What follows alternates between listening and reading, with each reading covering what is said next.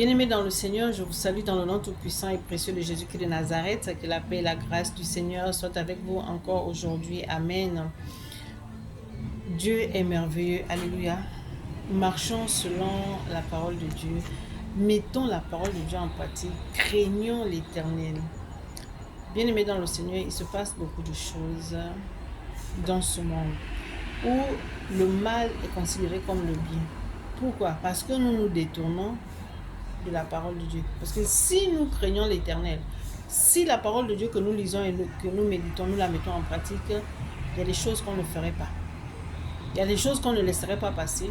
On les dénoncerait pour que les choses changent.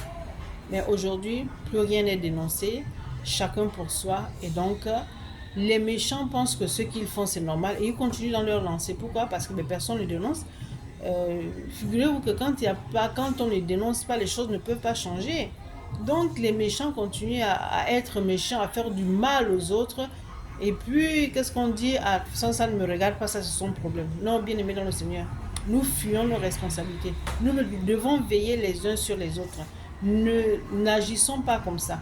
Et je m'adresse particulièrement à nous qui nous disons enfants de Dieu. Nous nous disons enfants de Dieu, mais nous agissons comme des personnes qui ne connaissent pas Dieu en fait. Donc, on se dit enfant de Dieu, mais le problème de l'autre ne nous préoccupe pas. Ça ne me concerne pas. Pourquoi je vais me préoccuper? Non. Nous devons veiller les uns sur les autres. Alléluia. Bien-aimé, et si tu ne mets pas la parole de Dieu en pratique, tu n'obéis pas à cette parole que tu lis tous les jours. Tu lis, tu médites soi-disant, mais tu ne la pratiques pas. Pourquoi je dis que tu ne la pratiques pas? Ton frère a un besoin, mais tu ne prends pas soin de ton frère, de ton prochain, tu continues ton chemin. Comment veux-tu être béni? Comment veux-tu jouir de la grâce de Dieu dans ta vie? Donc, on est dans la désobéissance totale. On se dit enfant de Dieu, mais l'obéissance et nous, ça fait deux. Alléluia. Et puis, rien ne marche dans ta vie. Tu as l'impression d'avancer alors que tu n'avances pas. Tu stagnes, tu tournes en rond. Tu tournes en rond. Pourquoi? Parce que tu es désobéissant. Parce que nous sommes désobéissants. Voilà pourquoi on ne voit pas la main de Dieu dans nos vies. On se plaint tous les jours. On passe tout notre temps à se plaindre. On passe tout notre temps à murmurer. Et bien, quand tu te plains tous les jours, quand tu murmures tous les jours, dis-moi, est-ce que tu vas avancer? Tu ne vas pas avancer. C'est-à-dire que tu es négatif dans tous les domaines de ta vie. Donc, tu ne peux pas voir la main de Dieu. Même si Dieu veut te parler, il ne peut pas te parler parce que tu es préoccupé par les murmures. Tu es préoccupé par les plaintes. Alors, bien aimé dans le Seigneur, ce message nous concerne tous. Il y en a marre de voir les chrétiens qui sont toujours malheureux, qui sont toujours en train de se plaindre, qui ne sont jamais contents. Au point où les gens qui ne connaissent pas encore Christ disent, mais attends, mais tu as Christ avec toi? C'est toi qui viens nous bassiner avec les versets bibliques, c'est toi qui parles en langue matin, midi et soir, et tu vis une vie misérable. Pourquoi? Eh bien, tout simplement, parce que nous nous sommes éloignés de Dieu, nous avons laissé sa parole, et puis on marche selon les penchants de nos cœurs. Ressaisissons-nous. Les temps sont mauvais. Je vais vous répéter encore cette phrase. Jésus revient bientôt. On en a marre de cette phrase, n'est-ce pas? Mais estimons-nous heureux qu'il ne soit pas encore venu. Parce qu'il nous laisse le temps de nous repentir. Le temps de le chercher véritablement. Et le temps de mettre sa parole en pratique. Quand il reviendra, comment va-t-il te trouver? Alléluia. Et pourquoi tu n'es pas béni? Pourquoi tu ne jouis pas de la grâce de Dieu? Pourquoi tu te plains tous les jours? Parce que tu es désobéissant. Regardez, voici les bénédictions qui accompagneront ceux qui mettront en pratique la parole de Dieu. Nous allons dans le livre de Deutéronome chapitre 28 à partir du verset 1, alléluia, jusqu'au verset 14. Est-ce que tu peux faire la lecture s'il te plaît? Merci. Si tu obéis à la voix de l'Éternel, ton Dieu, en observant et en mettant en pratique tous ses commandements, je te précise aujourd'hui, l'Éternel, ton Dieu, te donnera la supériorité sur toutes les nations de la terre. Voici tout. Il te donnera la supériorité sur toutes les nations de la terre si tu obéis au commandement, n'est-ce pas? Tu peux reprendre le verset en bas. En bas. En observant et en mettant en pratique tous ces commandements. Si tu observes et tu mets en pratique tous ces commandements, il te donnera la supériorité sur toutes les nations de la terre. Mais bien aimé dans le Seigneur, Il y a une condition, non? Tu veux avoir la supériorité sur les autres, mais tu n'obéis pas au commandement de Dieu. Tu es tellement intelligent, tu es nanti de 1001 diplômes et tu crois que tu es arrivé. Tu es enfant de Dieu. Ça veut dire que, bien aimé, même si tu es quoi, tu as combien de diplômes, tu es enfant de Dieu, tu dépends totalement de lui. C'est-à-dire que chaque décision, tu ne dois pas les prendre seul. Tu dois les soumettre. Nous le savons tous. Même moi qui vous parle, nous le savons tous. Mais nous ne le pratiquons pas. Voilà pourquoi nous passons tout notre temps à nous plaindre. Comme si on n'était pas au service d'un Dieu tout-puissant. Comme si on ne servait pas un Dieu qui a créé les cieux et la terre et tout ce qui s'y trouve. Comme si le Dieu que nous prions n'est pas tout-puissant. Et donc, on se met à se plaindre tous les jours. À la longue, c'est agaçant de voir ton frère, ta soeur en Christ. Bonjour, comment ça va? Oh, tu sais, jamais quelque chose de positif. Tout ce qu'elle va te dire, c'est négatif. Tout ce qu'il va te dire, c'est négatif. Pourquoi? Parce que tu ne pratiques pas la parole de Dieu. Tu ne connais pas les promesses de Dieu. Parce que si tu connaissais les promesses de Dieu, jamais tu les obéirais. On continue la lecture. Voici toutes les bénédictions qui se répandront sur toi et qui seront ton partage lorsque tu obéiras à la voix de l'Éternel ton Dieu. Tu seras béni dans la ville et tu seras béni dans les champs. Stop. Tu seras béni dans la ville et tu seras béni dans les champs. Si tu obéis, si tu mets en pratique la parole de Dieu, voici les bénédictions qui t'accompagneront. Qu'est-ce qui est difficile là? Dieu ne nous demande que l'obéissance. Mais des fois, on a peur d'obéir à Dieu à cause du regard des hommes. À cause de qu'est-ce que les hommes vont dire. On continue. Le fruit de tes entrailles, le fruit de ton sol, le fruit de tes troupeaux, les portées de ton gros et de ton menu bétail, toutes ces choses seront bénies. Toutes ces choses seront bénies. Le fruit de tes entrailles, ton menu bétail, ton gros bétail, tout sera béni. Ça veut dire que tout ce que tu touches est béni. Tout ce que tu fais est béni. Même quand tu parles, tu bénis. Ça veut dire qu'à la longue, tu deviens une source de bénédiction pour les autres. Pourquoi? Parce que tu crains l'Éternel. Parce que tu obéis à sa parole. Parce que tu la mets en pratique. Alléluia. Mais si tu ne fais pas ça, les bénédictions de Dieu sont comment dirais-je, ils sont conditionnés. Tu ne peux pas vivre dans la débauche, tu ne peux pas passer tout ton temps à être insolent, tu ne peux pas, je sais pas, et puis dire que je m'attends à Dieu. Tu t'attends à Dieu, qu'est-ce que tu fais pour t'attendre à Dieu? Qu'est-ce que tu fais pour que Dieu ait un regard positif sur toi? Qu'est-ce que tu fais pour que Dieu te dise, tu seras béni à ton départ, à ton arrivée? Je te donnerai la supériorité sur toutes les nations du monde. Qu'est-ce que tu fais pour que ces bénédictions ne forment qu'un avec toi?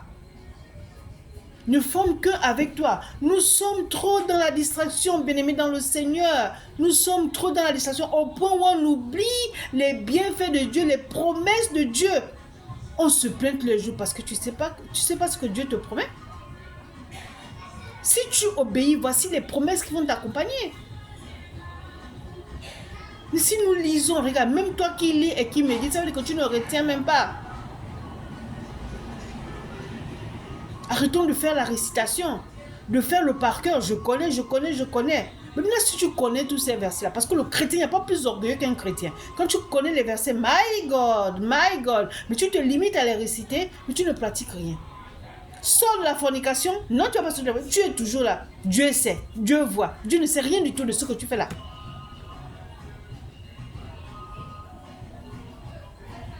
On continue, s'il te plaît. L'Éternel te donnera la victoire sur tes ennemis qui s'élèveront contre toi. Stop. Si tu mets en pratique la parole de Dieu, il te donnera la victoire sur tes ennemis qui s'élèveront contre toi. Rien que l'obéissance. Personne ne peut te toucher. Parce qu'il sera toujours là avec toi. Il va marcher avec toi. Il va t'accompagner partout. Parce que tu as obéi. On continue. Ils sortiront contre toi par un seul chemin, et ils s'enfuiront devant toi par 7 chemins. Continue. L'Éternel ordonnera à la bénédiction d'être avec toi dans tes greniers. Stop. L'Éternel ordonnera à la bénédiction d'être avec toi dans tes greniers. La suite. Et dans toutes tes entreprises. Et dans toutes tes entreprises. Il va ordonner à la bénédiction d'être avec toi. Dans tout ce que tu entreprends. Dans tous les domaines de ta vie. Il ordonne la bénédiction. Parce que tu as obéi. Tu as mis sa parole en pratique. Tu n'as pas regardé à l'homme. Tu n'as pas passé tout ton temps à te plaindre. Tu n'as pas passé tout ton temps à murmurer. Mais tu as tout simplement obéi et lui faire confiance totalement dans les adversités, dans les hauts comme dans les bas. Tu étais là, tu dis, j'ai mon Dieu. Je sais qu'il est là. Quelles que soient les adversités, il s'élèvera le dernier, mon Rédempteur. Alléluia. Est-ce qu'on peut continuer la lecture? Il te bénira dans les pays que l'Éternel ton Dieu te donne. Stop.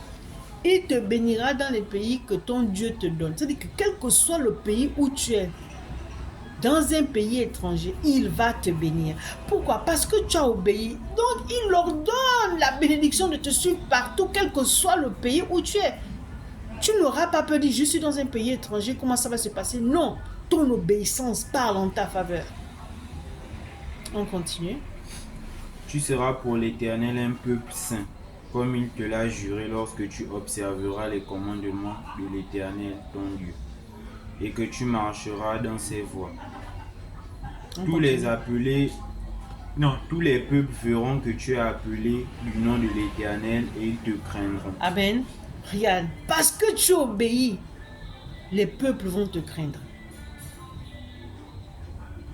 Regardez les bienfaits de l'obéissance. Les bienfaits de l'obéissance. C'est-à-dire que tu ne forces pas. Dieu te surprend au-delà de tes espérances. Souvent, quand tu vas dans un pays étranger, tu as peur, tu ne sais pas comment ça va se passer et tout. Mais parce que tu obéis à la parole de Dieu, parce que tu la mets en pratique, il leur donne à la bénédiction d'être avec toi. Les portes te sont ouvertes. Là, on ne te dit pas tu es étranger. Non. Tu es le bienvenu. Tu es la bienvenue. My God.